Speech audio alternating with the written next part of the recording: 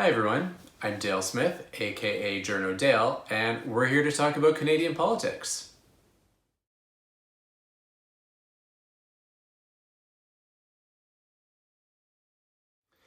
It's time again for our friend TJ, the American studying for her Canadian citizenship exam, to give us a question. TJ?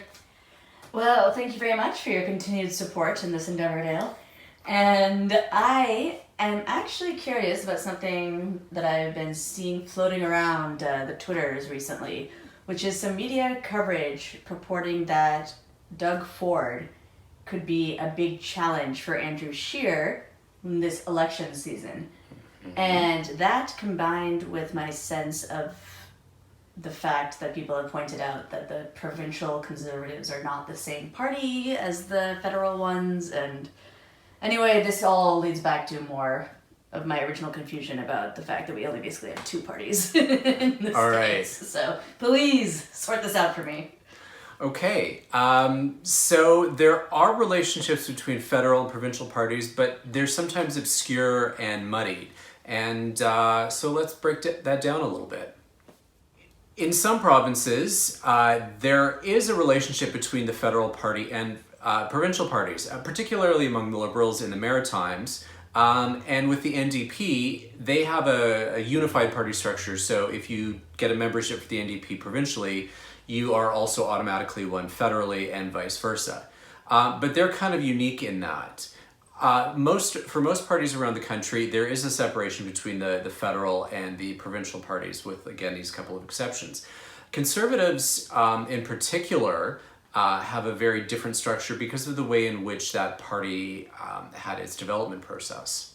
Some of us might recall, but TJ probably won't because she wasn't in Canada at the time, that the current Conservative Party is a conglomeration between the former Progressive Conservatives federally and the Reform Party / Alliance / the various iterations that they went through. So what happened was in the early 90s, the old Progressive Conservative Party broke apart after a lot of internal strife. Some of those took the more populist bent in the West, became the Reform Party. In Quebec, they split off and became the separatist Bloc Québécois. Although their own party structure has gone from being progressive conservatives to really hardcore leftists in the intervening decades.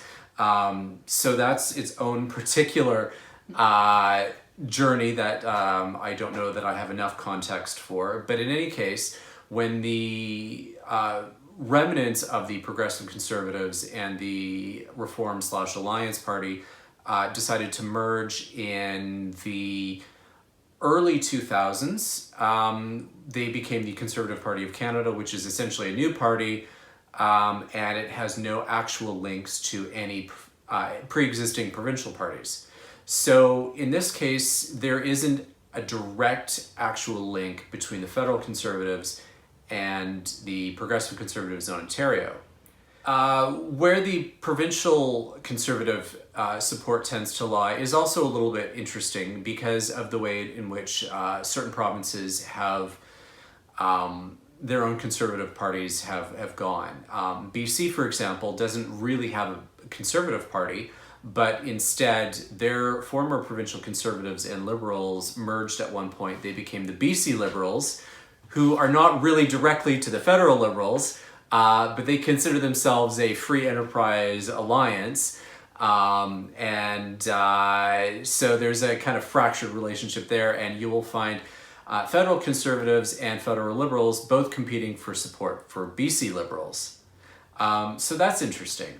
In Alberta, when the provincial Progressive Conservative Party splintered off into the Wild Rose and the Alliance and the Wild Rose Alliance after they merged, and eventually after Jason Kenney just this past year went through this process of dissolving both of those Progressive Conservative and Wild Rose Alliance parties and turned them into the new United Conservative Party.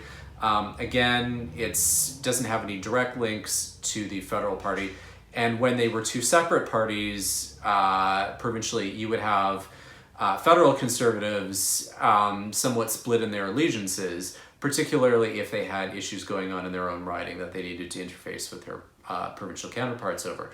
And you had federal conservatives kind of chirping at one another about whether they supported the right or the wrong side in provincial elections. So that was its own brand of dynamic. And again, in Quebec, they don't have a provincial conservative party. They also had their kind of Quebec Liberal, which was not entirely federal liberal, and also encompassed a bunch of conservatives because they were more of a federalist party as opposed to the sovereigntist Parti Québécois. So again, you've got different federal and provincial dynamics going across the country. The thing to remember with these, though, is that there is a lot of back and forth between personnel and staff that flow between these parties. Currently, for example, the premier, or the progressive conservative premier of Manitoba used to be a federal conservative once upon a time. Jason Kenney, the new UCP premier of Alberta, used to be a federal conservative cabinet minister. And you will see a lot of staff that flow between them back and forth whenever one forms government or whatnot. As well, a number of the MPPs in Ontario used to be federal conservative MPs. So there's again a lot of back and forth between them, but there isn't an actual formal link between the two parties. Okay, well, that is somewhat clarifying. Again, like most things that one examines with an academic mindset, the more you scratch the surface, the more you realize the depths of, of knowledge that awaits. This all is sounding very Game of Thrones, and also Star Wars-esque with the alliances and whatnot. I am very curious about how the money is allowed to move between these parties. And I know that there are regulations about how early you can start campaigning, etc., etc. And what are there regulations on how resources, besides the human resources of staff, can move between provincial and federal? There aren't a lot because largely they're separate entities. Where there is any kind of moving of money just tends to be with party memberships for those parties, or at least portions of parties that have the federal and provincial links. For example, like the NDP with their, you buy one membership and it counts for both, or with the Liberals in certain maritime provinces where, again, you buy one membership and it counts for both. But that's pretty much the only real money that flows between them. Otherwise, they're very separate organizationally, and there aren't really any flows of funds or resources that aren't human resources between the two. Okay, that was a very excellent, clear answer for me. At least I can hold on to that one. And so given all of this, what level of veracity would you assign to these predictions of Doug Ford being a problem for the Conservative, or Ford Nation as he likes to be called, I guess, being a problem for the federal Conservatives over the next few months? That is largely a problem of perception. Because there are tight links between Andrew Scheer's federal Conservatives and Doug Ford's provincial Conservatives, particularly in staffing, and because a lot of the MPPs in Ontario used to be the colleagues who sat in Parliament with these federal Conservatives, there's a close enough relationship that for people in Ontario, there's enough blending that they kind of become one and the same. It also doesn't help that Doug Ford takes up a lot of the oxygen in the kind of movement, if you're going to call it that, in Ontario.